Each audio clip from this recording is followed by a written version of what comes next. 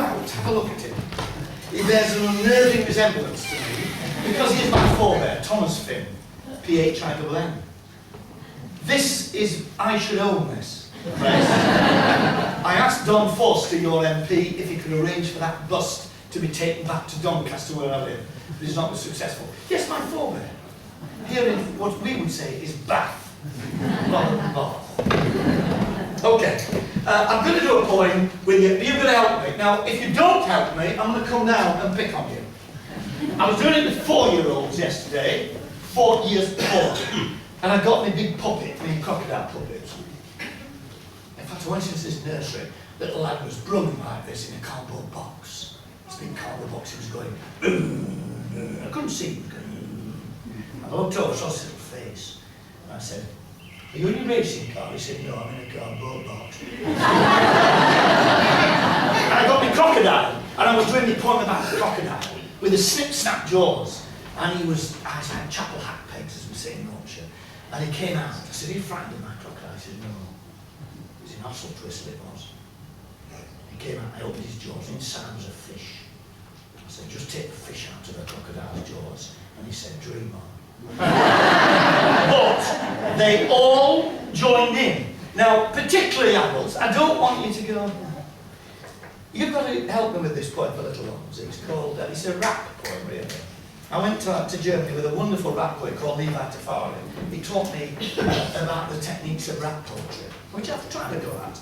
And it's called What I Like. But at the end, there's this one word that you've got to point at me and go, yeah. I don't want teachers in schools go, I want you to go, yeah. Now I'm going to pick on people who don't do it, I promise you. Now we're going to have a practice after 3. 1, 2, 3. Yeah! Okay, and I like spaghetti and I like cheese and I like pizza with mushy peas, spaghetti and cheese and pizza and peas. That is what I like. Yeah! And I like fried eggs and I like greens and I like juicy tangerines, eggs and greens and tangerines. That is what I like. Yeah! At the back row now, that wasn't quite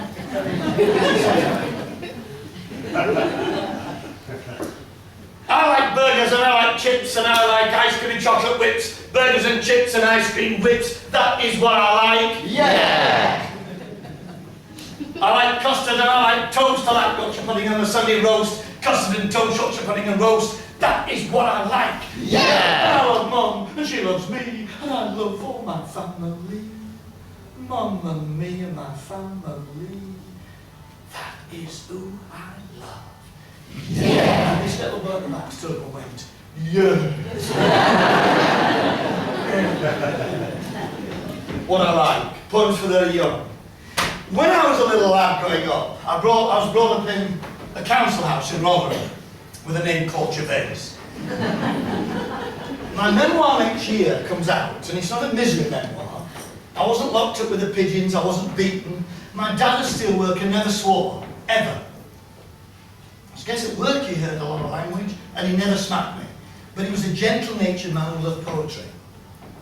And sometimes, as a little lad, he'd come in the front room, and he'd do a poem for me. He learnt these poems for me. "Oh, mother dear, what have we here that looks like strawberry jam? Hush, hush, my dear, this poor papa run over by the tram." Go on. Sometimes he'd come in and do, "There's a little yellow island to the north of Kathmandu. There's a little marble cross below the town. There's a broken-hearted woman tends the grave of Mad Karoo. And the yellow god forever gazes down." He was known as Mad Karoo by the subs at Kathmandu. He was hotter than they felt inclined to tell, but for all his foolish pranks, he was worshipped in the ranks. And the colonel's daughter smiled on him as well. Of course, growing up in a dark, dismal, smog-bound industrial South Yorkshire, I was taken away from that into the world of Mad Karoo. And the daughter of the colonel said, "What I want for my birthday is the little jewel in the little yellow god, the eye." And he chisels it out with a knife and brings it. And that night, the great ball is found draped across the bed. with a dagger plunged in his breast. You see, it was imagination. Sometimes into the funny ones. The famous seaside place called Blackpool was noted for its fresh air and fun. And Mr. and Mrs. Ramsbottom went there with young Albert, their son. Do you know the poem?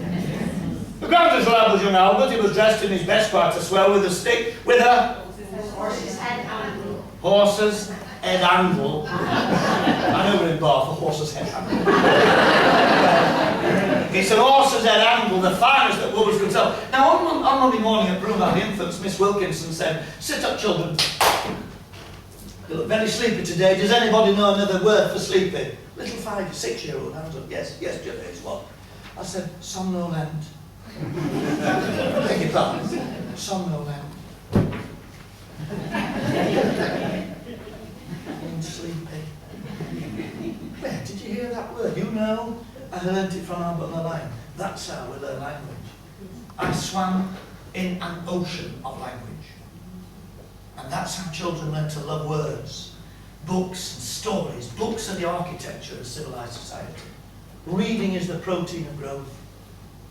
And that's why I always love the verse. Because poetry really is the heightened form of language. I write novels and stories and non-fiction academic books, but poetry is the heightened language. If you want to express your love for someone, I mean, I spoke at a friend's funeral last week, and his widow said, "Please, will you write a poem about how I loved him?" And it was, "I love you not only for what you were, but for what you made of me." And it ends, "You have done for me more than any creed. I've seen my own goodness." And of course people cry, because it's a heightened language. If you look at epitaphs, you know, in Yorkshire we've got some cracking ones.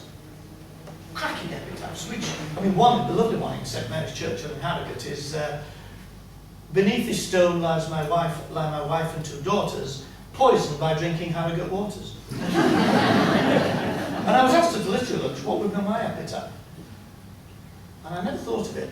And going on, I said to Christy, my wife, "I'd like this epitaph. If love could build a stairway, and hope could build a lane, I'd walk right up to heaven's gates and take you home again." She said, "No, I'm not saying that. Under this stone my husband doth lie. He's now at peace, and so am I."